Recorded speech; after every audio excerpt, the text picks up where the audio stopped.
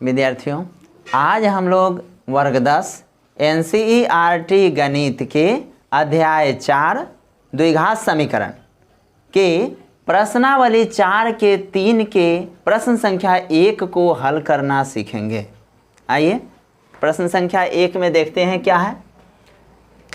यदि निम्नलिखित द्विघात समीकरणों के मूलों का अस्तित्व हो तो इन्हें पूर्ण वर्ग बनाने की विधि द्वारा ज्ञात कीजिए। तो पहले इसमें कहा गया है द्विघात समीकरणों के मूलों का अस्तित्व। अब मूल का अस्तित्व है या नहीं है, इसके लिए 3 फार्मूला है। तीनों फार्मूला को हम समझेंगे। d बराबर b² माइनस 4ac बराबर अगर 0 प्राप्त होता है तो इसका अस्तित्व होता है वास्तविक और समान। फिर b² माइनस 4ac बड़ा होता है 0 से तो इसका अस्तित्व वास्तविक और असमान होगा। फिर b² माइनस 4ac से बड़ा हो जाएगा यदि 0 तो इसका अस्तित्व वास्तविक नहीं है। तो इसकी पुष्टि हम इस प्रश्न में करेंगे। कहा गया कि मूलों का अस्तित्व हो तो पूर्ण वर्ग विधि द्वारा हल करें। तो पहले अस्तित्व चेक करेंगे। 2x² माइनस 7x प्लस 3 बराबर 0। इसमें x² के गुणांक को a कहा जाता है तो a बराबर लिखे 2। x के गुणांक को कहते हैं b बराबर यहाँ हो जाएगा माइनस में 7। x के गुणांक माइनस में 7 है। फिर c स्थिरांक होता है यानी कोई अंक, तो कितना यहाँ पे है 3। c में हमने रखा 3। अब विवेचक के सूत्र से इसका अस्तित्व पता करेंगे। तो d बराबर b² माइनस 4ac होता है। b के मान रखेंगे माइनस में 7 उसका स्क्वायर माइनस 4 इंटू a का मान हो जाएगा 2 इंटू c का मान हो जाएगा 3। तो -7 के स्क्वायर हो जाएगा 7 सते 49। माइनस माइनस प्लस में आ गया माइनस 4 दूना 8 3 24। तो यहाँ हमें प्राप्त हुआ 25। तो हमने यहाँ देखा कि b² माइनस 4ac को जब हम हल करेंगे अगर 0 से बड़ा प्राप्त होता है तो 0 से बड़ा प्राप्त हो रहा है तो उसे कहते हैं वास्तविक और असमान। तो अब यहाँ मूलों का अस्तित्व हो तो लिख देंगे मूल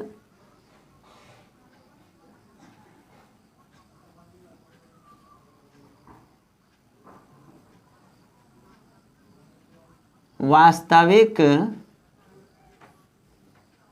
और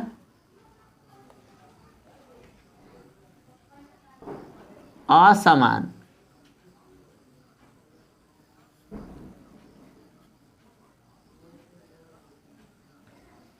मूलों का अस्तित्व हो तो मूल का अस्तित्व यहाँ है।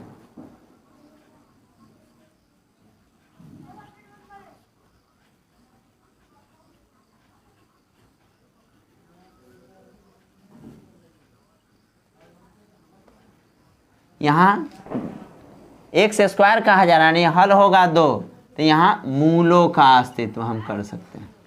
आइए, जब मूल का अस्तित्व हो तो पूर्ण वर्ग विधि से अब हमें इसका मान निकालना है।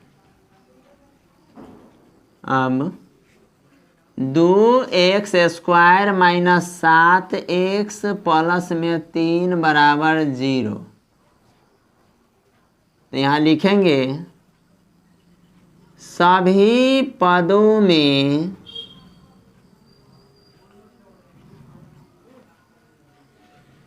x² के गुणांक से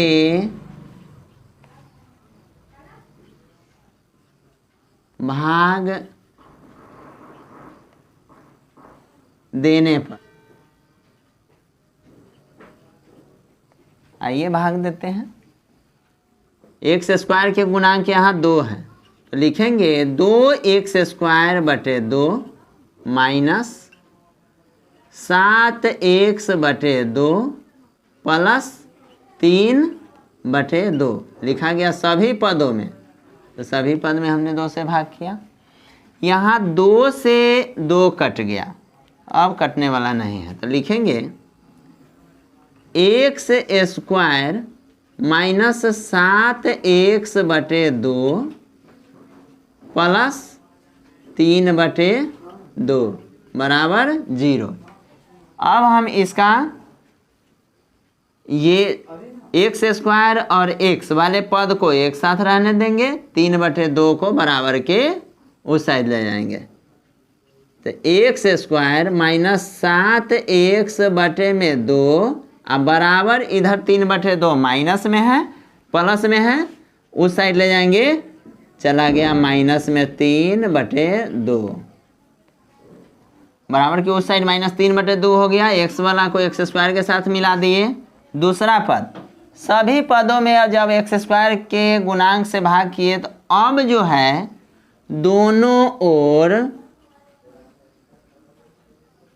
7, यहाँ 7 बटे 2 है, 7x बटे 2 है तो ये 7x बटे 2, नीचे कोई भी अंक होता है तो उसे दुगुना कर लिया जाता है। 2 है तो 2 के दुगुना 2 दूना 4 हो जाएगा। यदि 3 होता तो 3 दूना 6, 5 होता 5 दूना 10। तो यहाँ 2 है, 2 दूना 4 का वर्ग जोड़ने पर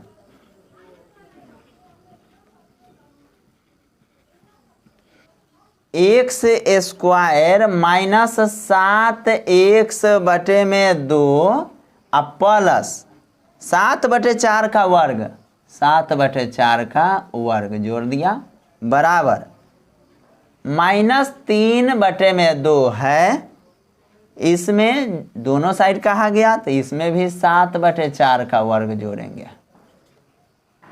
अब x² तो रहेगा माइनस 7x बटे में 2 प्लस 7 के स्क्वायर हो गया 7 सत्ते 49 बटे 4 का स्क्वायर हो गया 16 बराबर माइनस में 3 बटे 2 इसे रहने देंगे और यहाँ प्लस 7 के स्क्वायर हो गया 7 सत्ते 49, 4 के स्क्वायर हो गया 4 चौका 16। यहाँ x² माइनस 7x बटे 2 और प्लस 49 बटे में 16 बराबर यहाँ 16 2 के लघुत्तम हो गया 16, 16 में 2 से भाग 8, 8 में 3 से गुना 8 तेरी हो गया 24 माइनस में प्लस 16 में 16 से भाग तो 1, 1 में 49 से गुना 49 रह गया।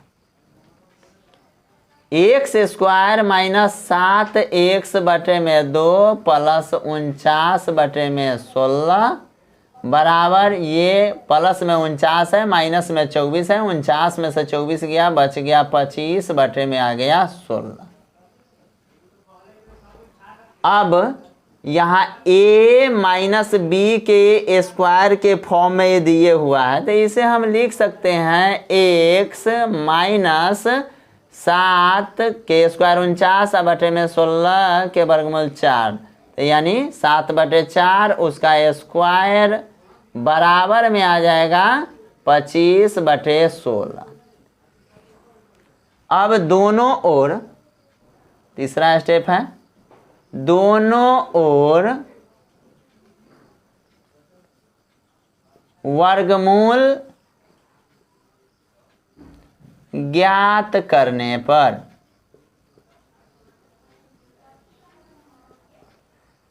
अब हमें प्राप्त है x माइनस 7/4 उसका स्क्वायर अब बराबर 25/16 कहा जा रहा है वर्गमूल ज्ञात करने पर। आइए वर्गमूल ज्ञात कर देते हैं।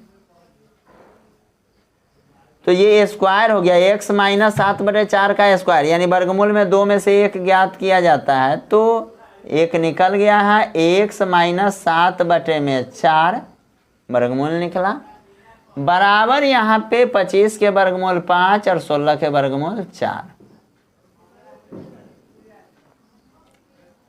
तो एक हल हो जाएगा हमारा अल्फा। एक बार जो है 7/4 यहाँ देख रहे हैं माइनस में, तो प्लस कर लेंगे, एक बार 5/4 जो है माइनस करेंगे, तो अल्फा बराबर हो जाएगा 5/4 और प्लस में हो जाएगा 7/4। तो 4 के लघुत्तम 4 ही रहेगा, 4 में 4 से भाग 1, तो ये 5 और जोड़ में यहाँ पर 4 में 4 से भाग 1, 1 में 7 से गुना 7 13 हो गया 7 और 5 12/4 3 आंसर हुआ। फिर बीटा का मान निकालेंगे।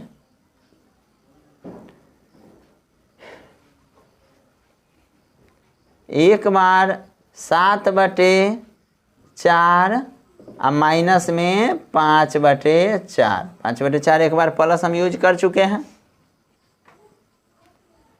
तो फिर भिन्न का घटाओ, 4 के लघुत्तम 4, 4 में 4 से भाग 1, तो 1 में 7 से गुना 7 रहा, माइनस 4 में 4 से भाग 1, 1 में 5 से गुना 5 रहा, 7 में से 5 गया तो बचा 2 और बटे में 4, 2 एकम 2, 2 दूना 4, अब 1/2 हमारा। अब हम कह सकते हैं अतः